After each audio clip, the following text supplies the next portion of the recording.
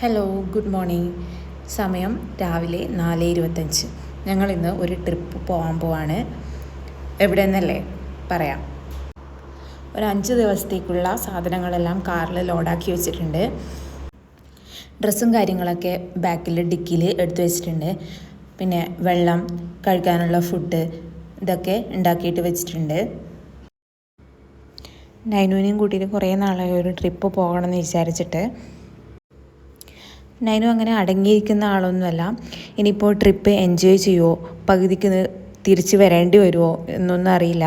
ഇനിയിപ്പോൾ ട്രിപ്പ് കഴിഞ്ഞ് വരുന്നവരെ ടാസ്ക് തന്നെയാണ്.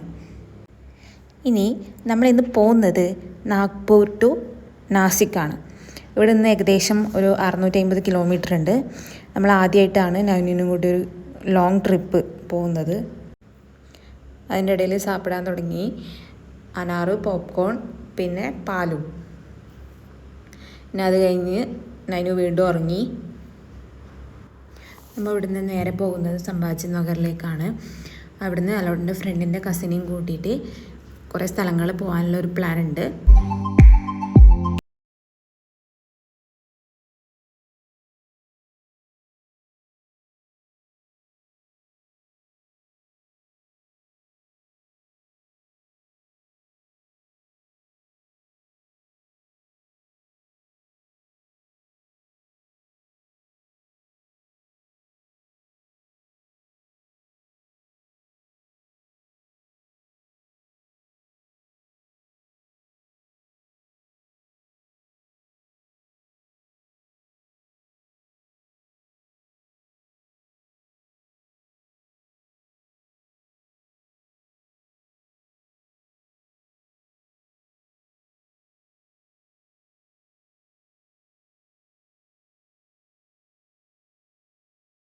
അങ്ങനെ കസിൻ്റെ വീടെത്താറായി. ഇവിടുത്തെ വീടിൻ്റെ പ്രത്യേകത എന്ന് പറയുന്നത് ഒരു കുഞ്ഞു വീടായിരിക്കും.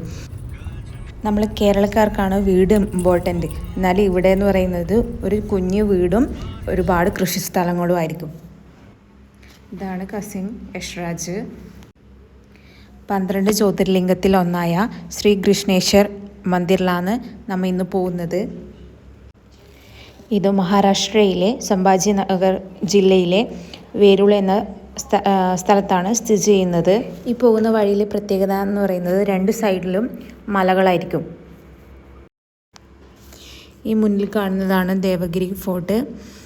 ദൗലതാബാദ് കോട്ട എന്നറിയപ്പെടുന്നു. ചരിത്ര പ്രധാനപ്പെട്ട കോട്ടയാണ്.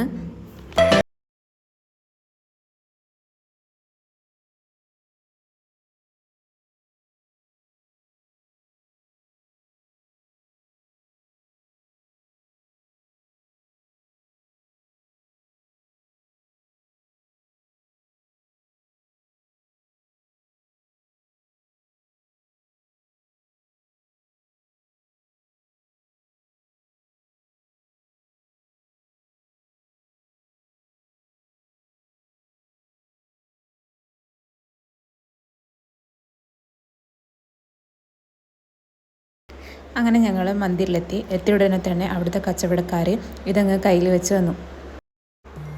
ഇത് ശിവലിംഗത്തിന് അർപ്പിക്കേണ്ട പൂക്കളും മറ്റ് സാധനങ്ങളുമാണ്. സത്യം പറഞ്ഞാൽ ഏറ്റവും കൂടുതൽ നമ്മൾ പറ്റിക്കപ്പെടുന്നതും കച്ചവടക്കാർ ലാഭം ഉണ്ടാക്കുന്നതും ഇങ്ങനെയുള്ള അമ്പലങ്ങളിലാണ്. ആ മുകളിൽ കാണുന്ന കേട്ടോ അമ്പലം, അവിടേക്കാണ് ഇപ്പോൾ നമ്മൾ പോകുന്നത്. ശരിക്കും പറഞ്ഞാൽ ഞങ്ങൾക്ക് ആ പൂക്കൾ മാത്രം വാങ്ങിച്ചാൽ മതിയായിരുന്നു. പക്ഷേങ്കിൽ അവർ പറഞ്ഞ് ഞങ്ങൾ കൊണ്ട് ആ മൊത്തം സാധനങ്ങളെല്ലാം വാങ്ങിപ്പിച്ചു. അമ്പലത്തുന്നവരെ 2 സൈഡും ചന്തയാണ്. യഷ്രാജ് ഉള്ളതുകൊണ്ട് തന്നെ ഇവിടുത്തെ റൂട്ടെല്ലാം എളുപ്പമായിരുന്നു. ഇവിടുത്തെ ലോക്കൽസിന് മറാഠി മാത്രമേ അറിയൂ. ഹിന്ദി നമ്മൾ പറയുന്നത് മനസ്സിലാവുമെങ്കിലും അവർ മറാഠിയിൽ മാത്രമേ സംസാരിക്കൂ. എല്ലാവരും അല്ല, കുറച്ച് ആൾക്കാർക്ക്. അകത്ത് കയറുമ്പോൾ ഞങ്ങൾ വിചാരിച്ചു തിരക്കൊന്നുമില്ലാതെ പെട്ടെന്ന് തൊഴുത് വരാമെന്ന്. പക്ഷേങ്കിൽ അകത്ത് കയറിയപ്പോഴാണ് അറിഞ്ഞത് പൂജാ സമയമായിട്ടില്ല. ഞങ്ങൾ അവിടെ എത്തിയത് ഒരു ഉച്ച സമയമാകുമ്പോഴാണ്. ഇവിടെ ക്യൂ നിന്ന് വേണം ദർശനം ചെയ്യാൻ വേണ്ടിയിട്ട്.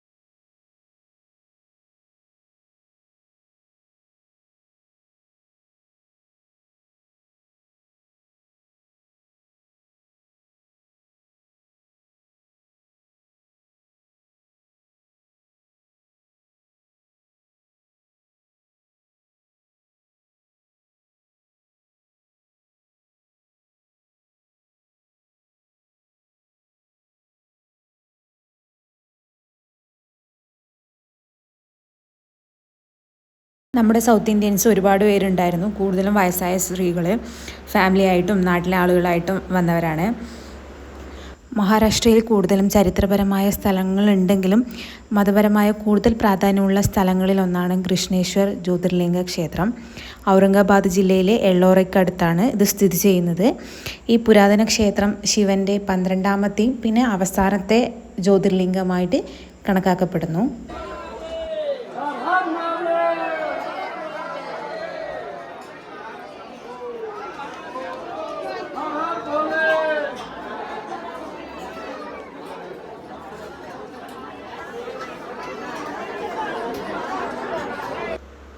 നമ്മളിത് 2ാം ജ്യോതിർലിംഗ ദർശനമാണ്. ഒന്നാമത്തത് ഉത്തർപ്രദേശിലെ കാശിയിലെ ശിവലിംഗവും ഇപ്പോൾ ഇതും.